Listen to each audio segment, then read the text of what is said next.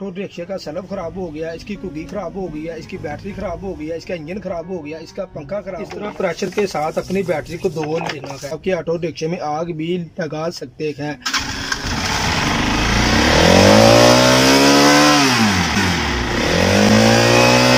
Auto रिक्शे को start नहीं होने देता। एक तो वायर हम लोगों ने ठीक कर ली थी, अब दूसरे की बारी है। देख आज आप लोगों को इस वीडियो में मुकम्मल तरीकाकार बताने वाला हूँ आप लोगों ने ये वाली तारें कैसे साफ करनी है। अस्सलाम वालेकुम। आप लोग वीडियो में देख सकते हैं इस टाइम मैं अपने ऑटो रिक्शे की बैटरी की तारों का काम कर रहा हूँ। ये मैं क्यों कर रहा हूँ, मेरा ऑटो रिक्शा चलता हुआ बंद हो गया था, जिसकी वजह से सर जी मैं काफी ज्यादा परेशान हुआ हूँ। ये जो टर्मिनल होते हैं ना, आप लोग देख सकते हैं इनके ऊपर ना कार्बन आ जाता है, जिसकी वजह से आपका ऑटो रिक्शा स्टार्ट नहीं होता।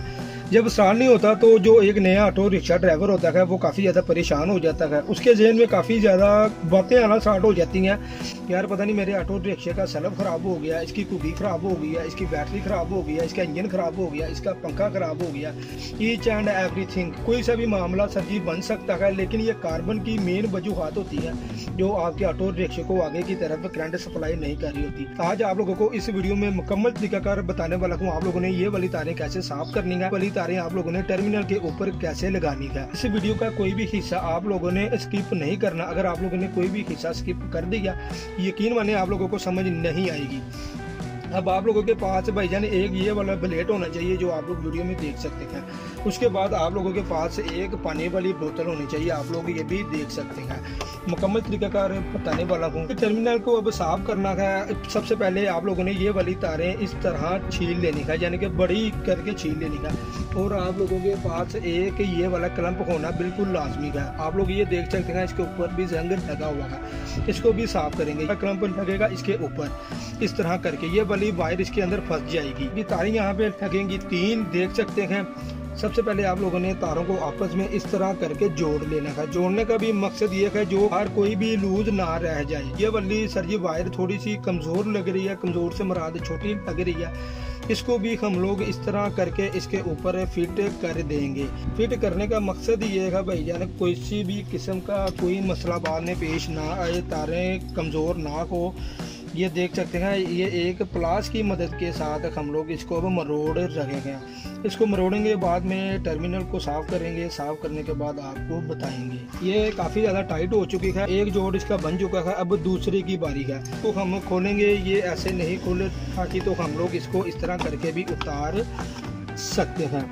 बस शर्त एक है भैया आप लोगों ने ऑटो मैकेनिक के पास जाने से पहले अपनी तसल्ली पूरी कर लेनी है। देखते हैं अभी ये वाला टर्मिनल भी मैंने उतार लिया है। ये भी गंदा हुआ पानी इसको सजी लगा हुआ है। अब इसको खोल लगा हूँ, इसको खोला गया है, इसके ऊपर भी जंग लगा हुआ है, कार्बन आया हुआ है। इसको मैं साफ करूंगा, साफ करके इसकी भी वायर लंबी करूंगा। ये वाले 2 क्लम्प उतरे हैं जी, इसके ऊपर से ये मैंने साइड पे रख दी है। सबसे पहले तो भाईजान मैं इसको करूंगा साफ करने के बाद इसकी बारी आई। अगर आप लोगों के पास देखभाल नहीं है तो आप लोग पानी इसके ऊपर लगा कर कपड़े की मदद के साथ भी इन टर्मिनल को साफ कर सकते हैं, जिस तरह मैं कर रहा हूँ। पानी की बोतल होनी चाहिए। पानी की बोतल का इस्तेमाल करते हुए आप लोगों ने खोल लेनी है, या तो आप लोगों ने ये आगे वाले ढक्कन के ऊपर छोटा सा सुराख कर लेना है। अगर सुराख करने के लिए कोई चीज़ नहीं है, इस तरह उंगली ढक के आप लोगों ने इस तरह प्रेशर के साथ अपनी बैटरी को धो लेना है। भैया ने धोने के बाद आप लोगों ने फिर कपड़ा की मदद के साथ तरह करके अपने टर्मिनल को साफ करना था। साफ करने का मकसद ये इसके ऊपर कोई भी मिट्टी, कचरा,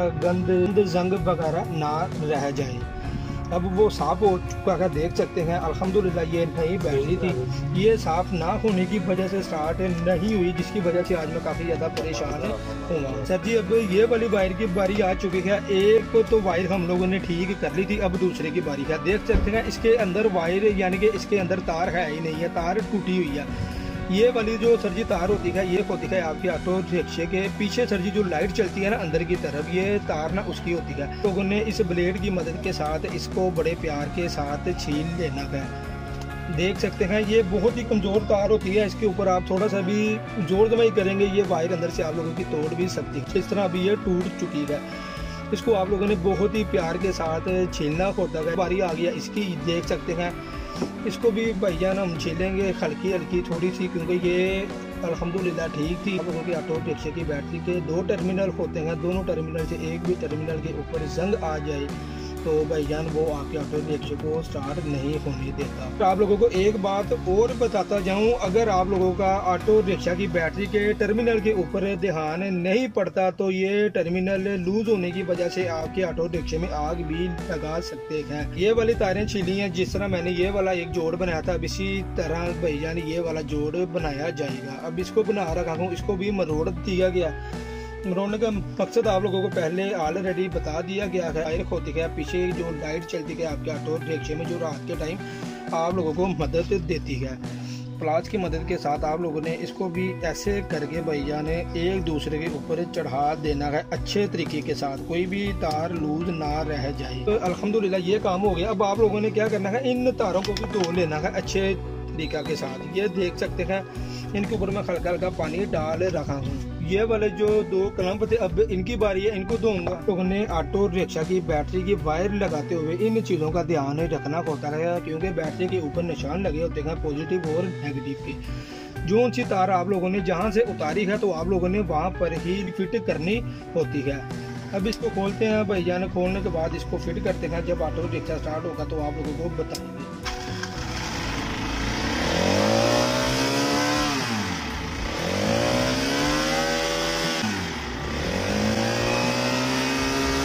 ऑटो रिक्शा मैकेनिक के पास जाने से पहले आप लोग अपनी तसल्ली लाजमी कर लिया।